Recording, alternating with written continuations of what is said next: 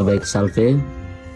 Perkenalkan, nama saya John Francisco Persiki dengan NIM 231000201 dari Fakultas Ekonomi dan Bisnis, Prodi Akuntansi, Universitas Nusa Cendana. Baik, pada kesempatan kali ini saya akan mempresentasikan proposal saya dengan judul Review Pengelola Keuangan Desa dari perspektif BPD sebagai pengawas studi kasus di Desa Napan. Yang pertama, kita akan membahas mengenai latar belakang. Nah, latar belakang penelitian ini berangkat dari meningkatnya kewenangan desa dalam mengelola keuangan desa sejak hadirnya Undang-Undang Nomor 6 Tahun 2014. Walaupun dana yang dikelola besar, tetapi tantangan seperti transparansi, akuntabilitas, serta aktivitas penggunaan anggaran masih terus muncul. Nah, Desa Napan sebagai desa perbatasan memiliki karakteristik khusus yang dimana akses informasi yang terbatas, kapasitas administrasi belum merata, dan partisipasi masyarakat yang berbeda dengan desa di pusat kota. Nah, disinilah BPD seharusnya hadir sebagai lembaga check and balance untuk mengawasi jalannya APBD desa. Namun, pada penelitian ini mengenai bagaimana BPD berfungsi sebagai pengawas di desa perbatasan yang masih sangat minim. Karena itu, penelitian ini penting untuk memberikan gambaran nyata tentang peran dan pengawasan BPD. Rumusan masalah yang saya ajukan terdapat 4, yaitu yang pertama, bagaimana peran BPD dalam mengawasi keuangan Desa Napan pada 3 tahap, yaitu pada perencanaan, pelaksanaan, dan pertanggungjawaban. Yang kedua, apakah mekanisme pengawasan tersebut sudah sesuai dengan regulasi? Dan yang ketiga, apa saja kendala yang dihadapi BPD dalam menjalankan fungsi pengawasan? Dan rumusan masalah yang terakhir yaitu seberapa efektif pengawasan BPD dalam mewujudkan transparansi dan akuntabilitas pengelola keuangan desa. Nah, dari keempat pertanyaan ini merupakan dasar dari arah penelitian saya. Yang berikut yaitu manfaat penelitian. Nah, berdasarkan rumusan masalah tadi, tujuan penelitian ini yaitu yang pertama, mendeskripsikan peran pengawasan BPD.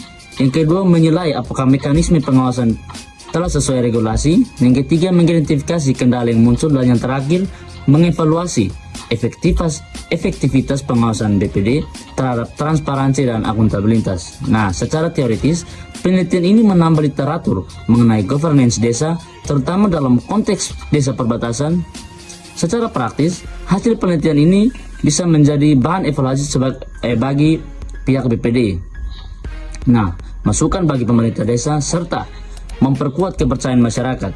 Selain itu, temuan penelitian dapat membantu pemerintah daerah dan pusat dalam merumuskan kebijakan penguatan kapasitas BPD. Yang berikut yaitu kajian teori.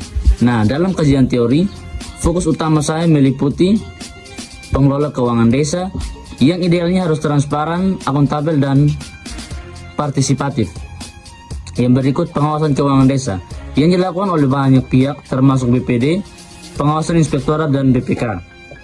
Dan yang terakhir yaitu pengawasan oleh BPD berdasarkan Undang-Undang Nomor 6 Tahun 2014 dan Permendagri Nomor 110 Tahun 2016, di mana BPD memiliki peran pengawasan politik, administratif, dan sosial. Nah, teori pendukung mencakup konsep good governance, agensi teori, akuntabilitas, serta partisipasi masyarakat. Nah, dari berbagai penelitian terdahulu, umumnya ditemukan bahwa BPD masih memiliki kelemahan, terutama dalam kapasitas, literasi keuangan, dan pengawasan tahap akhir. Penelitian ini menekankan bahwa akuntabilitas sangat dipengaruhi oleh partisipasi masyarakat. Namun, ada research gap yang ada di sini, yaitu yang pertama, belum ada penelitian mendalam yang memfokuskan BPD pada desa perbatasan. Yang kedua, faktor sosial budaya lokal yang belum dikaitkan dengan efektivitas pengawasan.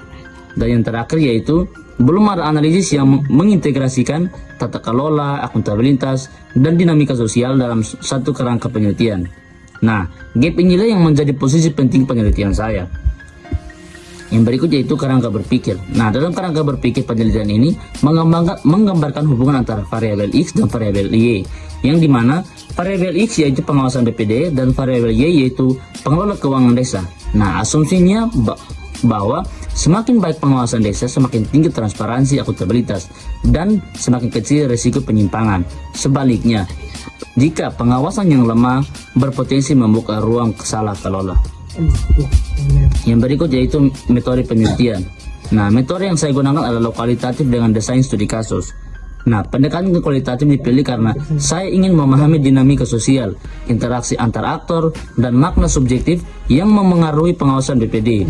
Nah, fokus penelitian saya mencakup 3 tahap pengelola keuangan desa, yaitu pada perencanaan, pelaksanaan, dan pertanggungjawaban, serta kendala dan dinamika hubungan antara BPD, pemerintah desa, dan masyarakat.